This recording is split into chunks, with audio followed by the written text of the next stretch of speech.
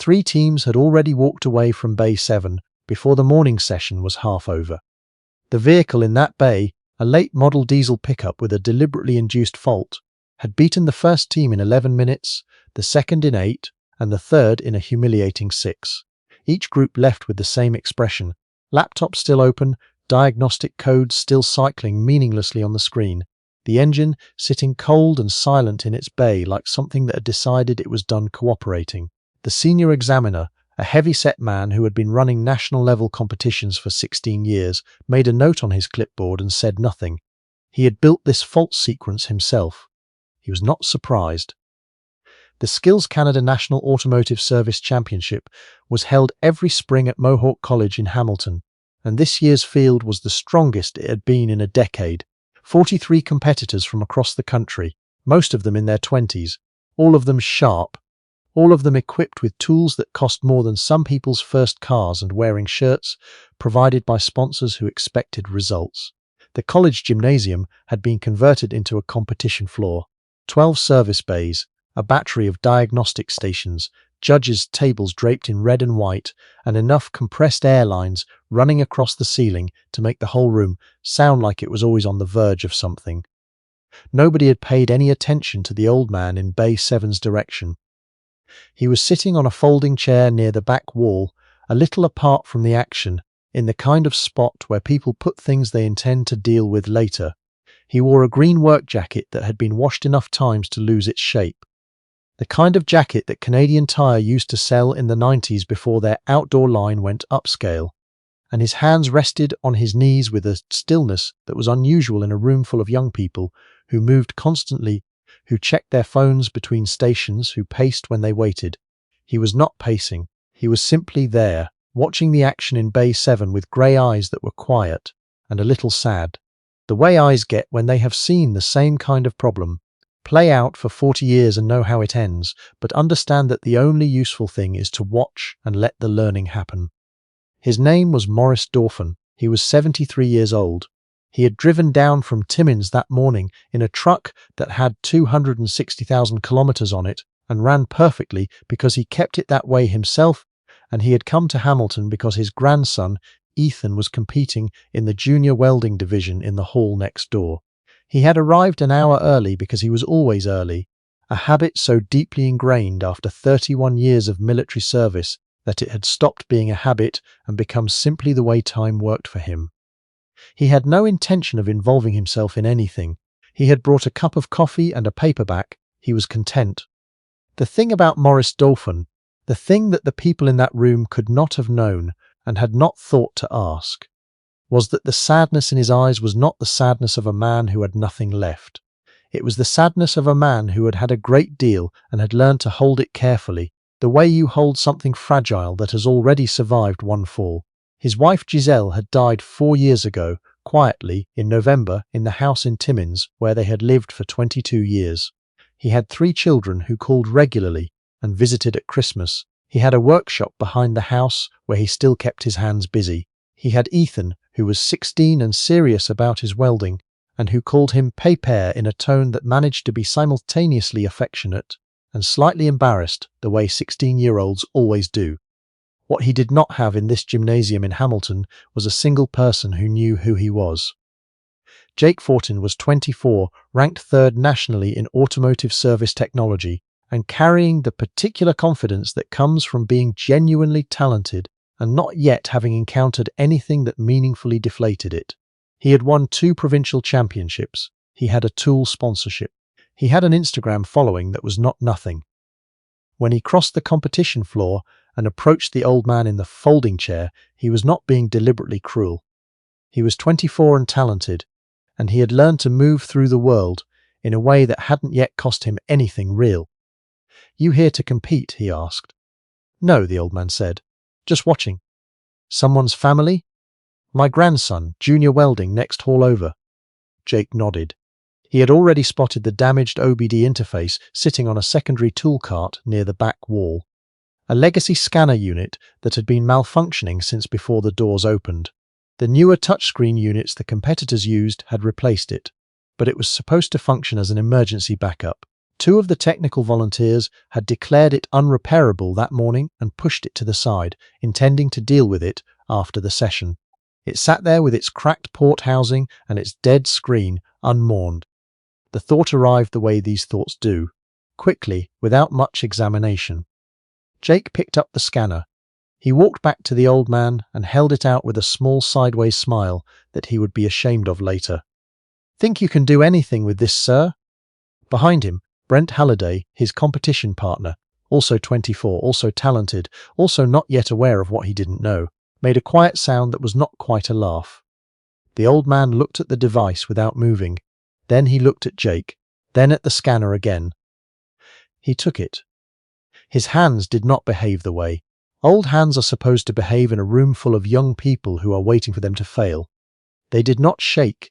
They did not fumble at the housing. They turned the device over twice with a calm, systematic thoroughness that was already, in those first few seconds, slightly unsettling to the people who had stopped to watch. His thumb found the port housing and pressed at a specific point with the patient certainty of someone locating a problem they had already identified by touch. "Bent pin on the vehicle side connector," he said. His voice was quiet, not performing, just stating, "and the unit's been factory reset by a voltage spike or a drop. It lost its calibration profile." He held the scanner up to the light from the gymnasium's east-facing windows, not the fluorescence directly above him, but the softer natural light, and examined the port housing at an angle. "Do you have a precision pick?" Jake blinked. "A. Dental pick, O-ring pick, anything thin and rigid." Brent had already started to reach into his kit, half amused, fully expecting this to go nowhere. He handed over a small stainless pick. The old man accepted it without looking at him, settled the scanner on his knee, and began to work. What happened next was difficult to describe to people who hadn't been there, and most of the people who tried did a poor job of it. The repairs he made were not complicated in principle. He was reseating a bent connector pin and manually re-entering a calibration sequence, but the speed and economy with which he did it, and the complete absence of hesitation, and the fact that he was working under ambient light without magnification on a unit that two trained technicians had given up on that morning, created the particular silence that falls over a room when something unexpected is happening, and people don't yet have language for it. 30 seconds passed, 45. Someone nudged someone else. A competitor at the adjacent station set down his torque wrench. At 60 seconds, the old man pressed the test button. The screen remained dark. He tilted the unit slightly, made one more micro-adjustment at the connector housing, and pressed the button again. A green light appeared on the display. It held. He looked at the screen for a moment, scrolling through a short initialization sequence with the same expression he might wear reading a grocery list. Then he set the precision pick down on the chair beside him with a care that seemed almost deliberate, and he stood up.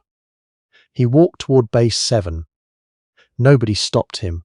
There were 3 range officers in that area, and any one of them should have asked for his credentials and reminded him that the competition floor was closed to unauthorized personnel. None of them did. There was something about the way he moved, not fast, not dramatic, just directed. The way a person moves when they know exactly where they're going and have no need to announce it, that made stepping into his path feel like an error in judgment. He plugged the repaired scanner into the diagnostic port of the diesel in Bay 7. The display populated immediately with a column of codes. He read them in roughly the same amount of time it would take someone else to find the right reading glasses. Then he unplugged the scanner, set it on the work cart, and walked slowly around to the driver's side. He did not pop the hood. The hood was already open from the previous team's attempts. He stood beside the engine bay and placed his right hand on the cam cover, not gripping it, just resting his palm flat against the metal, and closed his eyes. The room had gone almost completely quiet. He stood like that for nearly 15 seconds. To the competitors watching from the observation area, it looked like something between a prayer and a diagnosis. To Rob Gallant, the national competition organizer who had worked his way through the crowd and was now standing 12 feet, away with his arms folded and his face unreadable, it looked like a man listening. The old man opened his eyes. He reached into the engine bay with his right hand and made an adjustment near the high-pressure fuel injection rail, a small correction, barely visible, executed in under 5 seconds with the confidence of someone who has done the same thing in the dark, in the cold, in a field in a foreign country with mortars landing somewhere nearby. Then he reached with his left hand and made a second adjustment at the fuel pressure regulator that was even briefer. He stepped back. He looked at the range officer. "Try it," he said. The range officer looked at Rob Gallant. Rob gave a very small nod. The remote starter engaged. The diesel caught on the first crank and settled into an idle that was so clean and even that the senior examiner, who had been standing 30 feet away with his clipboard, watching all of this with the expression of a man whose professional framework was currently under stress, took 2 steps forward without realizing he'd moved. "That's not possible," the examiner said quietly, to no one in particular. The hall was silent in the way that happens when 43 competitive, driven, loudly confident young people all stop talking at exactly the same moment because they have run out of things to say. Rob Gallant moved. He crossed the competition floor with the measured pace of a man who has been organizing high-stakes events for 11 years and has learned that the way you approach a situation shapes what the situation becomes. He stopped in front of the old man, who had already turned to walk back to his chair. "Sir," Rob said, "I need to ask who you are." The old man looked at him. He glanced around at the faces, competitors in their branded shirts, judges with their clipboards, volunteers in their high-vis lanyards, the senior examiner standing beside a diesel engine that was running when it had not been running all morning and could not, by the standards of anyone in that room, be running now. "Dauphin," he said. "Maurice Dauphin." The name hit Rob Gallant somewhere behind the sternum. He was 47. He had done a 3-year reserve stint in his 20s, and during that time he had completed a maintenance management course at CFB Borden, and the primary technical reference for that course, a document that everyone called the Dauphin Manual, informal because the official title was 73 words long, had been sitting on a shelf in his office for 20 years. He had recommended it to apprentices. He had cited it in 2 different continuing education syllabi he had written.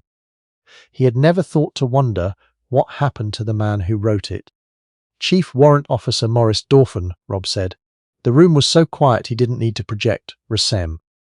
The old man neither confirmed nor denied. He waited. Rob turned to the senior examiner beside him. His voice was careful, the way voices get when they're catching up to something large. "This man spent 31 years with the Royal Canadian Electrical and Mechanical Engineers. He was the primary technical authority on armoured vehicle maintenance for 2 major operations abroad.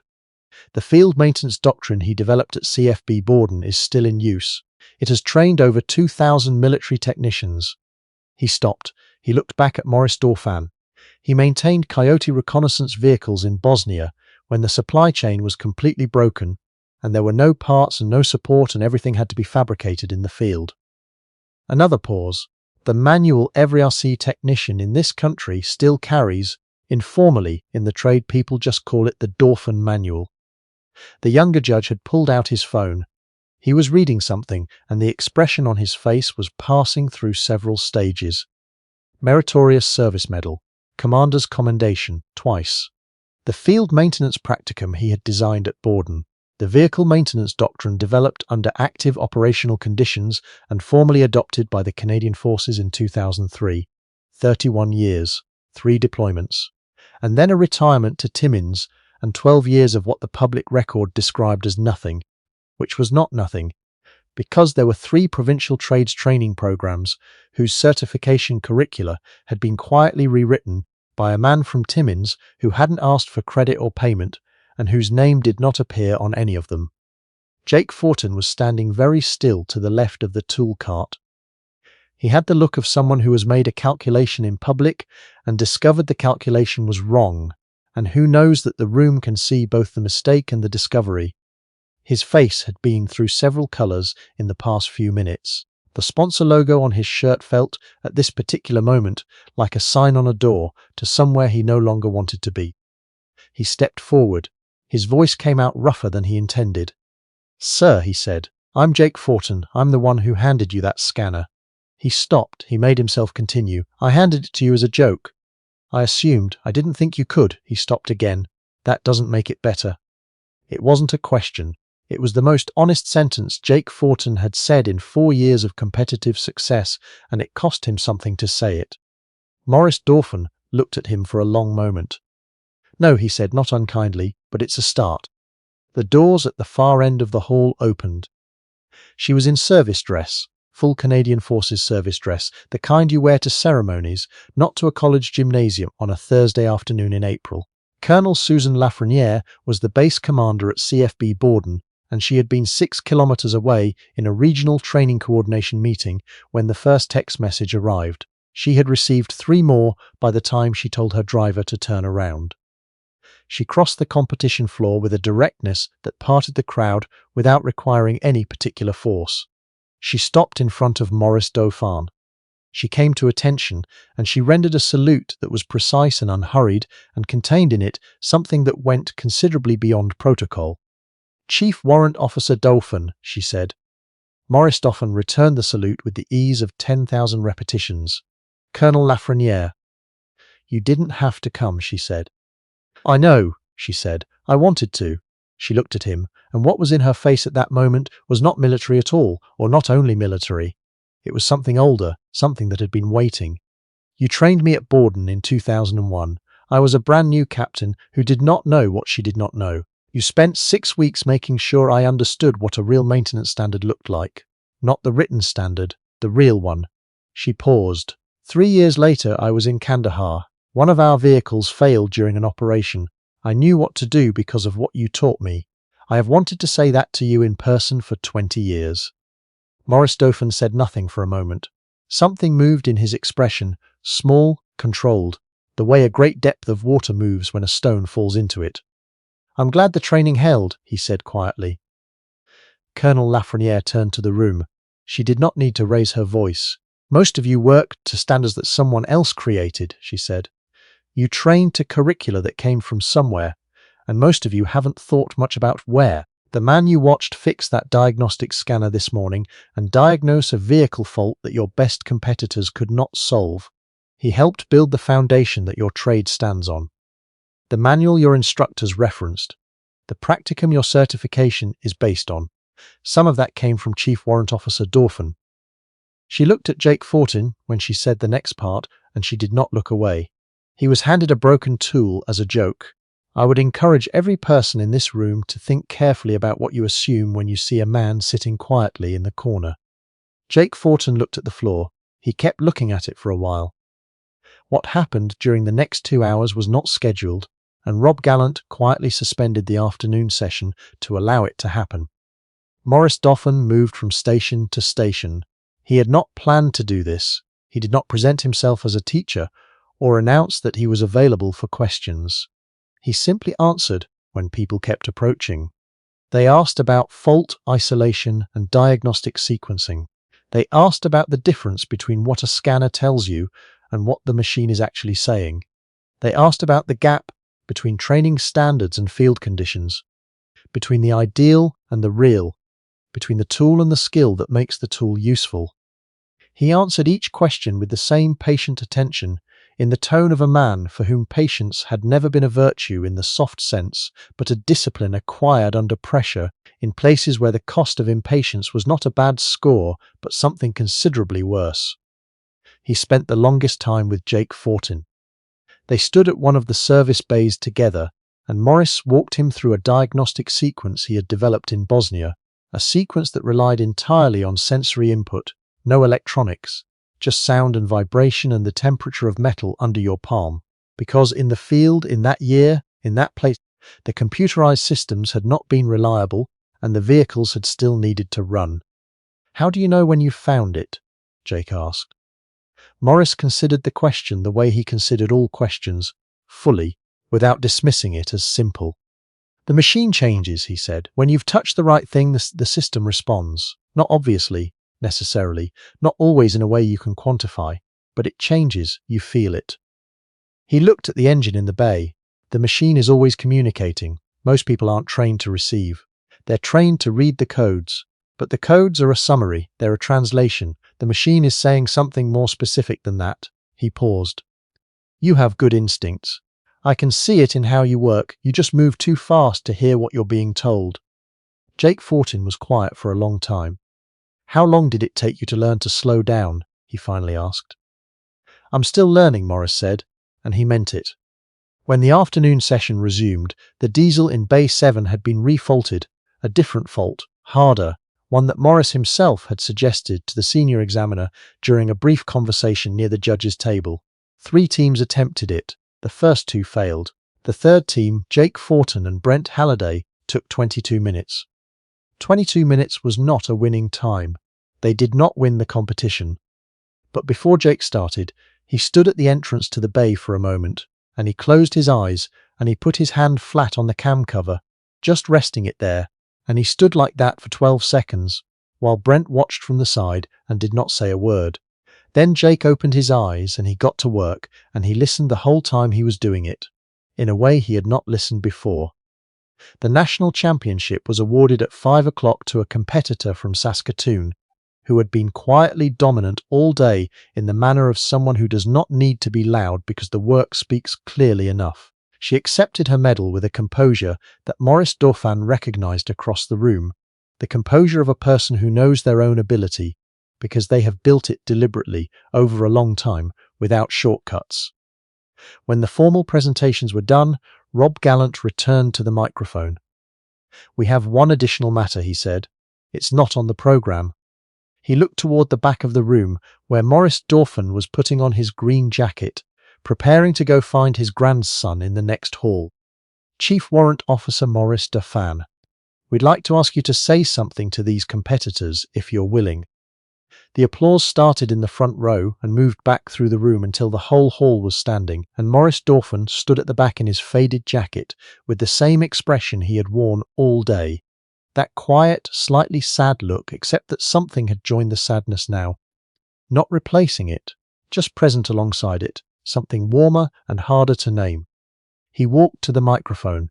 He stood there for a moment, looking at the room, looking back at him. "I'm not going to talk about my career," he said. "That's not useful to you, and it's not why I came today." He looked at the faces in front of him. "What I'll tell you is this. The most dangerous thing in this trade is not ignorance.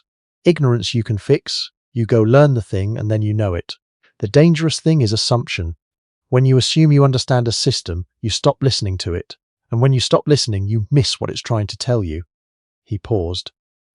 "Today, someone handed me a broken tool because he assumed he knew what I was worth. I don't say that to embarrass him. I say it because it is the clearest teaching moment I have had in years, and it would be a waste not to name it." He looked at Jake Fortin, who was in the third row, sitting up straight. "That young man is talented. He will be very good. The one thing standing between him and excellent is the habit of deciding he already knows before he's finished listening." He looked back at the room. "That is true of all of you. It is true of everyone in every trade and every field I have encountered in 50 years of working on machines. Slow down. Ask one more question. Put your hand on the thing and listen before you touch it." He stepped back from the microphone. "That's all." The room was standing again. The applause was not the polite kind. Maurice Dauphin shook Rob Gallant's hand. He shook Colonel Lafreniere's hand. He shook Jake Fortin's hand last, and Jake held on for an extra beat and said something that only Maurice could hear. It was a short sentence, and it was honest. The way things are honest when someone has been embarrassed enough to drop the performance. Maurice looked at him for a moment and nodded once, and whatever Jake had needed from that nod, he seemed to receive it. Then Maurice Dauphin went to find his grandson. The repaired scanner, green light steady, connector seated, clean, calibration profile intact, stayed at Mohawk College. Rob Gallant arranged for it to be mounted in a small display case in the main corridor of the Skilled Trades Wing at eye level, where every student who walked to their morning session would pass it. The card beside it read, "Repaired in under 90 seconds by Chief Warrant Officer Maurice Dauphin, retired to Hamilton, Ontario. In 31 years of service, he maintained the machines that kept people alive. He came here to watch his grandson. He was handed a broken tool as a joke. He fixed it because that is what he does, and because some habits are built so deep that they stopped being habits a long time ago and became simply who a person is. Slow down. Listen, the machine is always talking.